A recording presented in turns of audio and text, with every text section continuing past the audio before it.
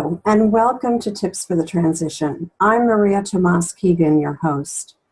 I'm continuing to interview the co-authors of a new book called From Resilience to Brilliance.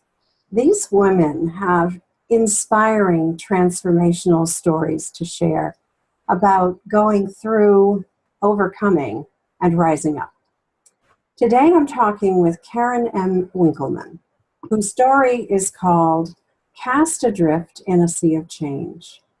One of Karen's core values is to thine own self be true.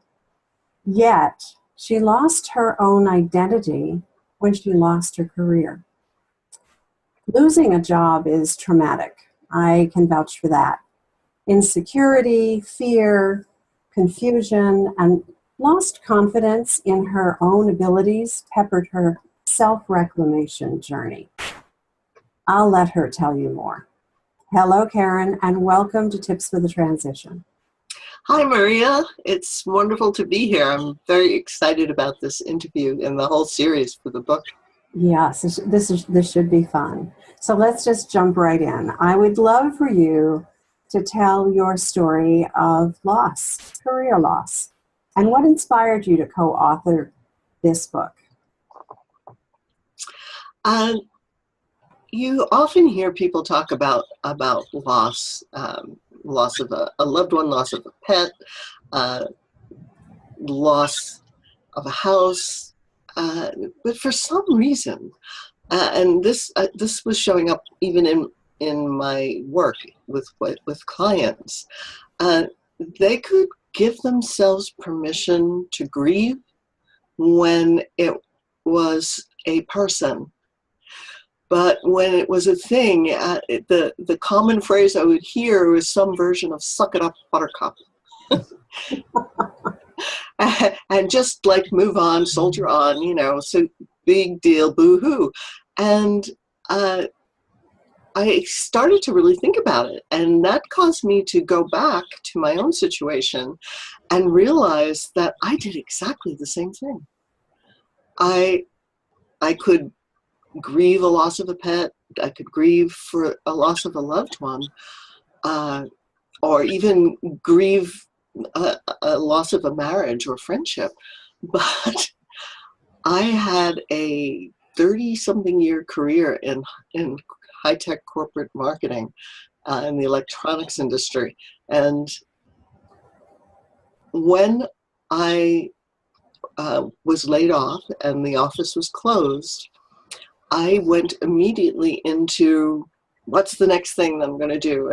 And I never even understood that a part of my soul was crushed and a part of my emotional makeup was just devastated about it. And so I went into overdrive trying to prove something, like to prove my value was still there because I wasn't wanted anymore. And I think I even used that line in this story, who are you when they don't want you anymore? And started questioning my identity. And I've lost other jobs before, but usually I was the one that was deciding, we're not a fit, it's time for me to move on. Or I'd get another job offer and I'd move. And I lost a job. The job previously to the one that I write about, I lost that one because I was very identified with the head of the company. And so pretty much his top level staff was all outplaced when they did away with him. But that I didn't take as personally as this last one, because everything that I had been doing up until a couple of years before they ended it for me, I was enjoying it and I was being creative. And then we were bought by someone, and that now had me reporting to 3 different people. And these people wanted facts and figures, and I don't work that way. I've almost always worked guided by intuition and what felt right in the moment, and that was actually the secret to my success. I wasn't doing focus groups. I was following what the universe or spirit or source was telling me that was the right action to take. And now I'm having people question everything. And so I didn't realize how much of my confidence had been shattered. And that I can't even put a pin in the date when I stopped being myself and started trying to be what they wanted me to be, and started trying to please them and to prove to them, and I was taking myself out on an emotional level, and on some level abandoning myself, and I wasn't even aware I was doing it. Yes, compromising your value. Exactly. Your core value, to thine own self be true. Uh-huh. Yes. And how often we compromise our values to keep the peace, To keep the peace. or to stay in good standing, right? Yes. Yeah. So why are you so passionate about being true to yourself? Let's understand that. Okay, so I have this belief that each one of us has a unique soul, and that soul came here to experience life on earth and came equipped with everything it needed to be whoever you were born into. So if you're not being true to that, then you are just role playing, and you're just dancing from one play to another, playing different roles. If you're not honoring who you are. So I think that's the greatest gift you can give to yourself and to the world, is be yourself. Because when you're trying to be someone else, or trying to be what other people want you to be, you are, you're probably compromising your values. There's a really good chance of that. But number two, your song isn't ever being fully expressed. And so what if Michelangelo wanted to be a composer instead? And so and his parents wanted him to compose music. So we would not have the Sistine Chapel. What if Mozart had a family who made him be a banker? We would be missing out on such amazing music. So if you're not being true to who you are, the gifts that you came to give to the world will never come out. And how often, you and I come from very similar backgrounds in that we spent a long time in corporate. Yes. And I imagine that your experience is probably not that different from mine, in that we walk into a corporate culture.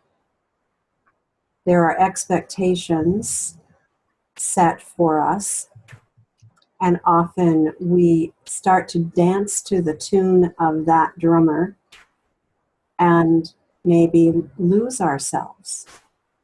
So help us understand when that happens. What can we do? Well, the first thing is really awareness, and many times we're not going through our day-to-day activities, our life, on actually being present. We're often on autopilot, getting things done, and when we're coming from that place, what I would call the wounds, or the things that you came in to really work on for yourself personally, will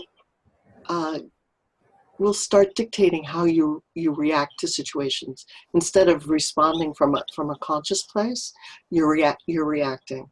And so when you go into that new culture, one of the things we're conditioned at from birth, and probably from the time the human race came into being on this planet, is belonging, fitting in with the tribe.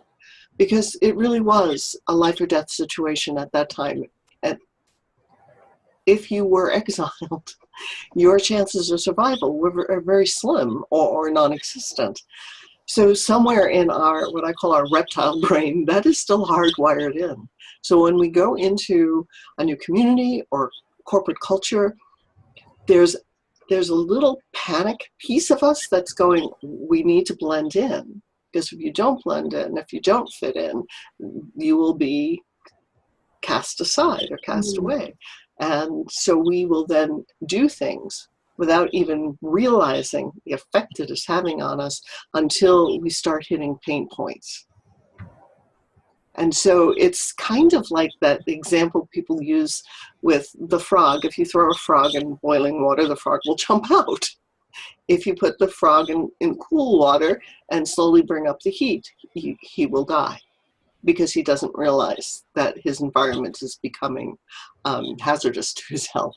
And that's what we do too. So it's an insidious process of losing oneself. It's not like an overnight thing. And the only thing that I know is how to do it from hindsight. It's like I suddenly am over here. How did I get here? Who is this? And then going back into the self-reclamation. And for me personally, I do a lot of the work myself, but sometimes it really does take somebody outside of you, a different perspective, someone who can be objective to help you, and help you get back to who you are. And sometimes it takes somebody to go, whoa, what happened to you? Where did you go?